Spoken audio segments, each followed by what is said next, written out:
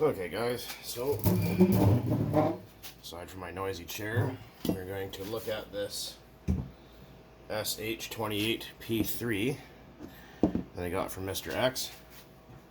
People keep asking the same question. Who the hell is Mr. X? That's for me to know and you not to find out. Anyways, so we got some golden spectro, some brake parts cleaner, and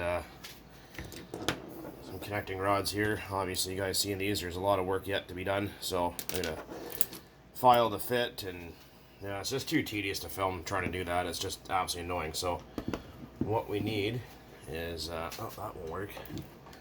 There's a trick to these engines here, these SHs, and I mentioned it before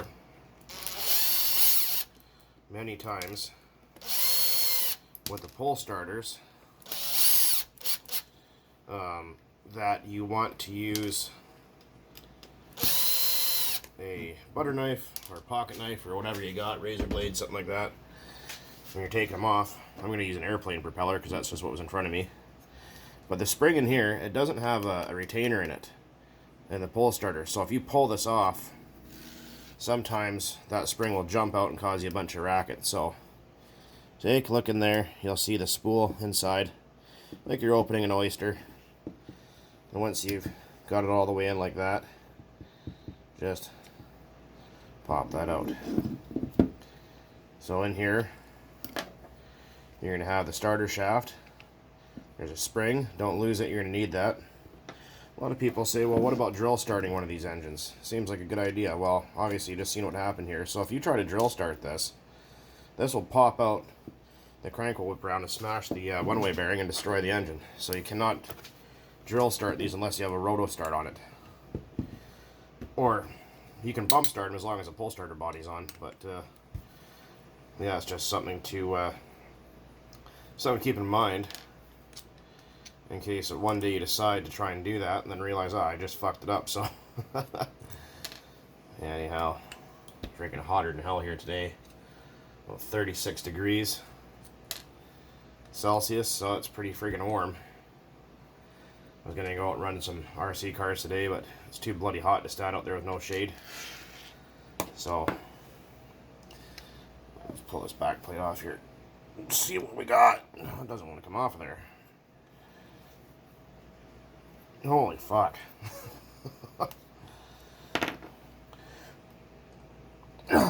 Nope. It kind of went a little bit. That's really on there.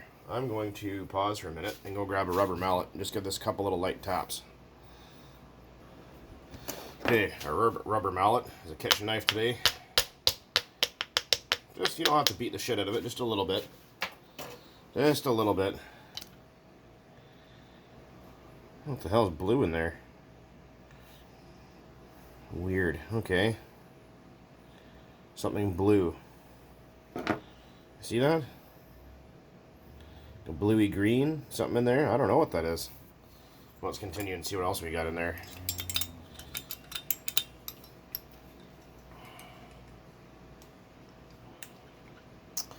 Oh, for crying out loud. There we go.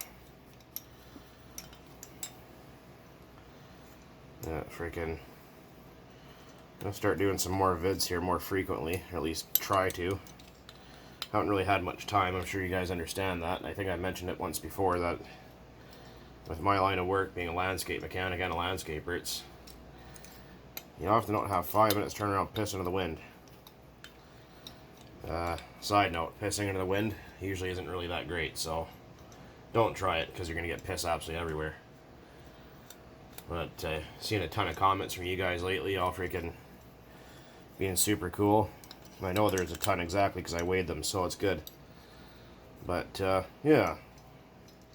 So Mr. X, when he had this engine, he ran it. I don't know what he ran it with exactly, but he said he shaved the head button down or did something to it. So he said it's not the factory compression ratio anymore. So I'm not sure what happened to it. Just got that button out of there. Some kind of lubrication there. This is an ABN engine. How I know that is because the sleeve isn't made of brass. Well, it is, but it's not. So I know he took and farked around on the button there. Not exactly sure what he did to it, but should be fun to find out. That guy's just stuck right at top dead center like that. So what I think we're going to do next is we're going to grab some propane. We're going to heat this up a little bit and see if that'll come loose. I'll be right back. Okay, we're back. So I just let it cool off, hit it with some brake parts cleaner, and got some movement going on here. I think it's just sticky from sitting forever, so if I was smart, what I should have done was heat it up a little bit more to push that sleeve out. I'm going to go back and do that. Okay, welcome back again. So, got our sleeve here. This, again, like I said, it's an ABN. It's a P3, means 3 ports. So 1, 2, 3, we're excluding the exhaust port. I think I explained that in a previous video somewhere. So we're going to take out our connecting rod. Oh, not in the frame here. I can't reach in there. Grab my little pliers. It doesn't hurt anything. Use common sense and you won't ever have an issue. Okay. These, yeah, it's pretty stiff in there. So, what we're going to do is just use a little brake part cleaner. So, when you can't use brake parts cleaner, you can ruin everything. Oh, shut up. There, work that around a little bit. That's starting to free. Oh yeah, there it goes. It's coming now. Now I got this crankshaft that's in there real good. Real good lag. Maybe sometimes you can push on this really hard. And sometimes if you're lucky, like I'm not right now, sometimes it'll come out of there. You're gonna have to heat that guy up again. I'll be right back. Okay, propane. Clippers. I'm not sponsored by Clippers, but all you gotta do is just heat it up for a few seconds, just a little bit. And what that'll do is it'll warm up the varnish in between the block and the crank and allow it to slip out easier. See a lot of people that get scared of using blowtorches, which if you're not used to it, you probably shouldn't. Use a heat gun instead. I've seen people baking their engine blocks and really kind of fucking up their shit.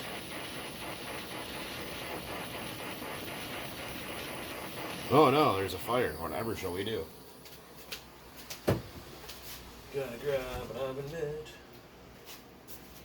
because it's gonna be hot.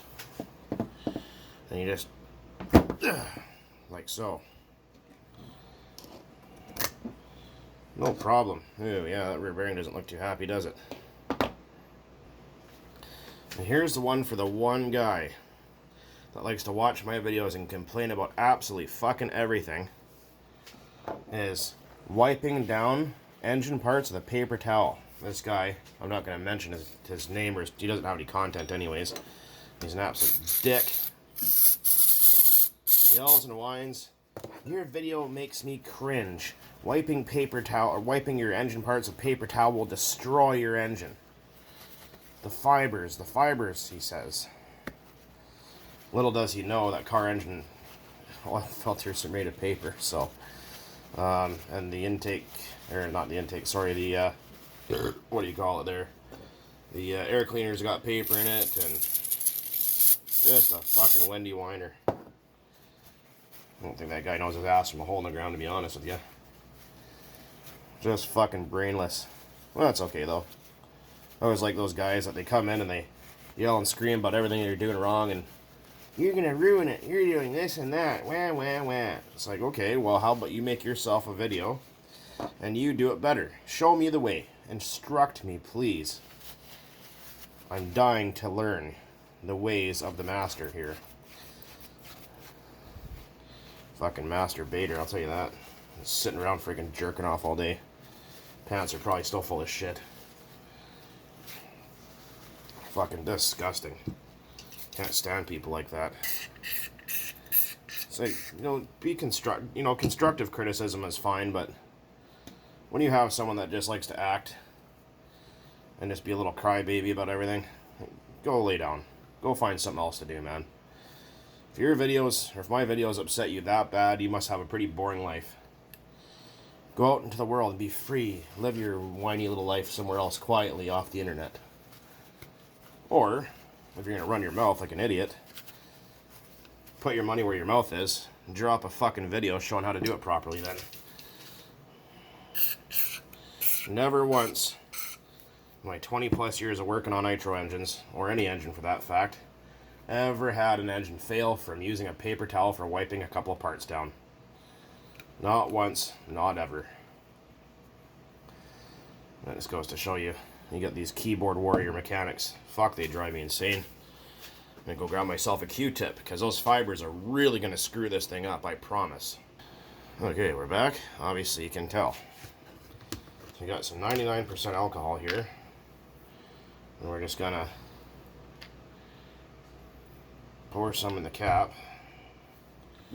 And just, because this I find works really nice to clean up varnish, like that. Cleans it right up in just a flash. Yeah, freaking keyboard warriors. You can't do it like that. The more you spend time whining and bitching about doing things, you get nothing done. Right? You freaking scare yourself into not doing work.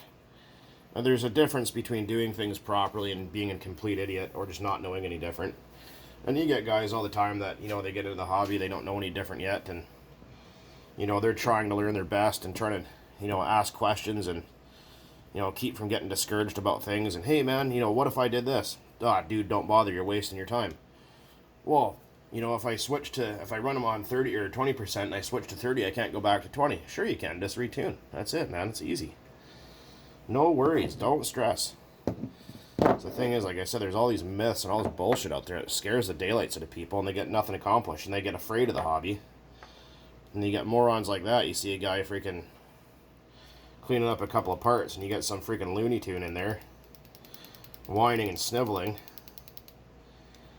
It's like, go find something to do, man. Go play with yourself. Or whatever.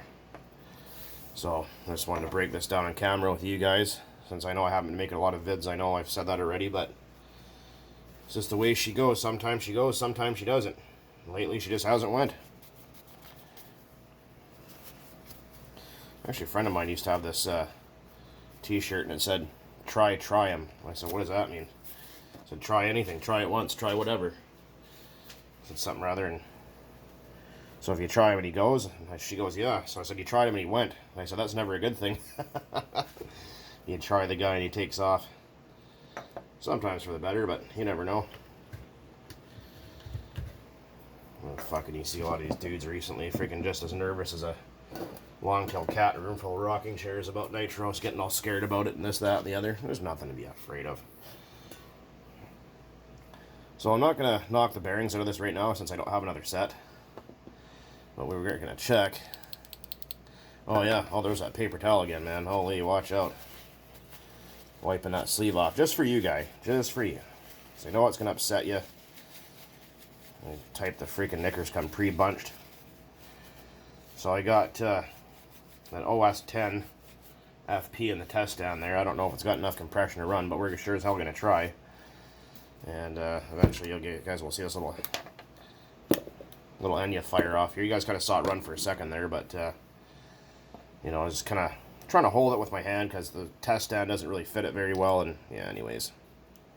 Oh yeah. A lot of people go, oh man, you know, how come my piston doesn't go all the way out the end? Well, it's not supposed to. Seen post one poor fella there. Can't remember where he's from. I think the UK or something. And he goes, man, he goes, my piston doesn't fit right, so I sanded it down. I'm like, no, what are you doing, man? Don't do that. Oh, you mean that's bad? I'm like, well, yeah. Not supposed to do that. He's like, what do I do now? I'm like, well, I guess you're going to be going out and buying a new piston and sleeve guy. So, yeah, just make sure. Always clean your crank. Make sure you clean your crank a lot. And when you think you're done cleaning your crank, clean it some more. I just wanted to unstick this thing so it rotated and just see what was going on in there. But nothing special. We're not going to get into like a full deep clean. We're just kind of having a little bit of a look-see here, making a bit of content for you fine folk. Well, most of you are fine, but there's a few select Richard heads in there. Shout out to any of my friends Richard. or any good Richards out there. But I'm going to use a little Golden Spectral 2-stroke oil on another gentleman there, or whatever the fuck it was. You gotta be careful with what you say nowadays, I guess. But anyways, flip it. You can't use 2-stroke oil on nitro motors. Well, nitro motors are 2 strokes. No, they're not. They're nitro engines. Someone asked also in the comments recently. You guys might even have seen that. It was pretty funny. The guy deleted his post after because he probably felt like an idiot. But someone goes, "Hey, how do I get more power to out of my nitro engine there?" And says, "Well, you can do a lot of things to it to get more power out of it."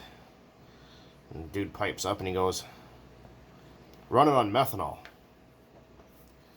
Well, that's kind of a redundant statement because nitro fuel is mostly methanol, about usually 60 to 70%, depending on what blend you buy. And if anything, you can do that, run 0% if you want, but you're going to lose power and have worse tuning, so that's kind of defeating the whole purpose there. But my daddy used to be a drag racer. I know what I'm doing. Doesn't have to be an American accent, but, you know, Uncle Ned, you know what I mean? Shout out to all the Uncle Neds out there. They're fucking mid. I want to say Bob's your auntie or whatever. You never know. Someone said to me, "What if I don't have an Uncle Bob?" And I says, "Well, I guess you're freaking right proper screwed then, aren't you?" Also, remember, the cutout side of the piston faces towards the carburetor. The long side faces towards the back of the engine. These SH engines, the connecting rod fitment on the crank pin is often very tight for some reason. And people go, "Oh man, it won't come apart. What do I do?" Grab onto it and pull. I'm just trying to get this in frame here and at the same time, and there we go. You got to get them just set just right. Yeah, it could be such a... Yeah, see, they like to get stuck right here, so usually if you just push hard enough on it, they'll jump right on there. There we go. So they like to go on kind of around top dead center-ish, right around there. So, yeah, they can be a little bit of a bear sometimes. I've had a few of them that are real easy, and I've had a few that are not so easy, but I guess it depends on who was working on it that day, if it was Friday or not. But, yeah, so what I was going on about ABN and ABC, I think I made... Yeah, I did make a video about that. Where, this doesn't really matter too much, but... You see, this is made of... They're both brass, okay? So, ABC, aluminum being the piston, brass, which is the sleeve material, and then C, which is chrome. So ABC is chrome plated. ABN is aluminum, which is the piston. This cylinder is brass, but it's nickel plated. That's the N, ABN. So this is nickel. The nickel plating is soft and wears out a lot faster. So when you have an ABN engine, the sleeve looks like this one does, you got to run higher oil content or more castor oil added to your fuel, and that'll make it last longer. Not a huge fan of ABN engines, but I mean, hey, whatever. They run just fine if you know what you're doing. We're going to put a little oil on the outside of the sleeve there because, you know, you're going to lick it before you stick it. Or at least that's what they say, whoever they are. And we want to line up our exhaust port, which is a big one. There should be a locating pin there. Reach down in there with your finger and point that piston in the right direction. And that sleeve here, nice to it, should sit right down just like that. It's still a little bit... Oh, this engine's basically new. So, I got that buggy there from what the hell is his name there? Adam. And that lovely lad from Australia. So I'm thinking I might put this in there. And I know that Mr. X was saying that he machined the head button and did something to it. And there is, it looks like there's a little bit of tooling marking in there. And not in a bad way. But he turned it on the lathe, I think, to do something, bump the compression up, change the squish band, or do something. So now there is a mark on here. See the dot? I line that up with a locating pin for the sleeve. I don't know if it makes any difference. I've never seen any difference, but that's just how I do it. And as far as the cylinder head screws go, I'm going to take just a little little dab of penetrant on there. I'm just using this kind. Breakthrough, it seems to work pretty good.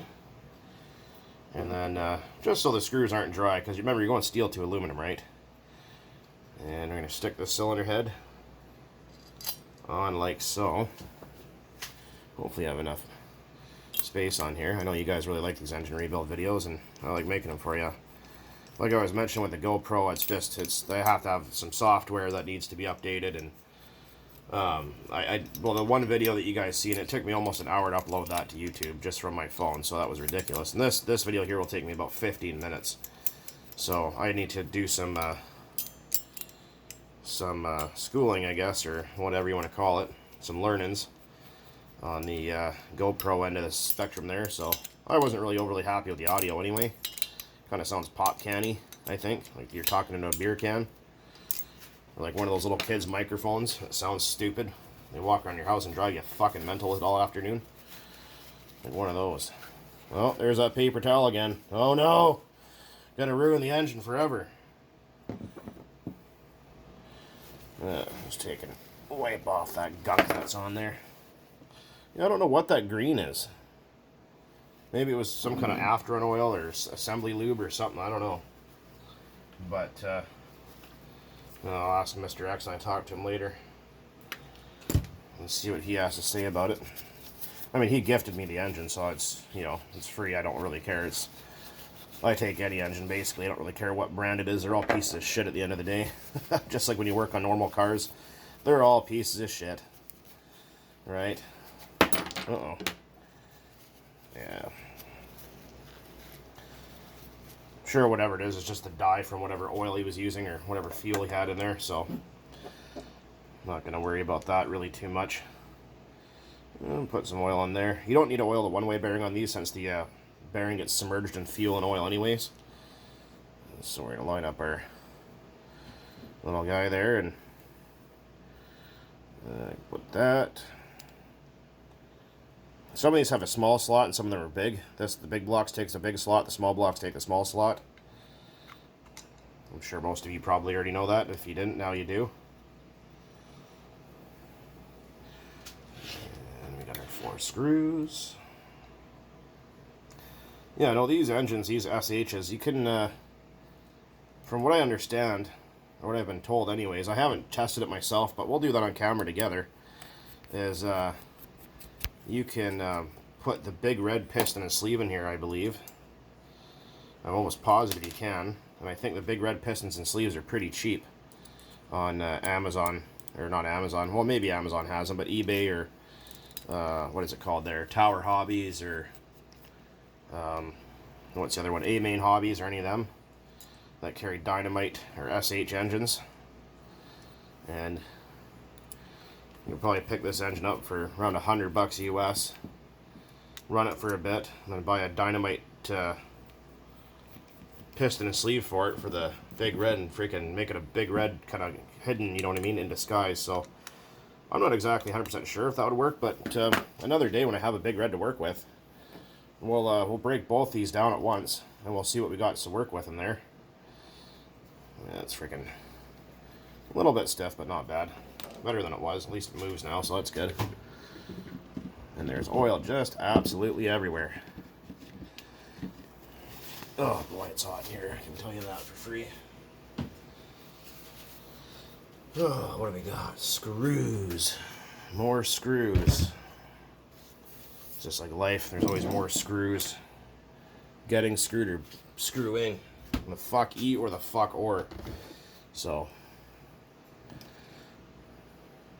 I'm gonna line up that little spring in there. There's 2 ways you can do it. You can try it that way and kind of have some issues, or hold the engine upright like this. Drop that spring in there, because that's gonna sit right in the middle of that hole, right? So you gotta. It's kind of hard to do this without looking at the same time, but you'll notice it'll pop together. If you have to force it, there's something wrong. It shouldn't have to be forced at all. And if you're forcing it, there's something not quite sitting right. So I'm just using these, my impact, just to run these down. They're not really even tight. I just don't have a Phillips handled screwdriver that small here at the moment. So I'm just using the one for my impact. And just a little bit of trigger control, you won't strip nothing. You'll be just fine. Like I said, you get all these people that overanalyze and talk so much shit, you know, by the time you listen to everything they say, you get nothing done. They're damn near freaking scared to death of working on stuff after, because they made up all sorts of, you can't do it this way, and you can't do it that way, and my grandpa said so. Yeah, well, if there wasn't video, I don't believe you.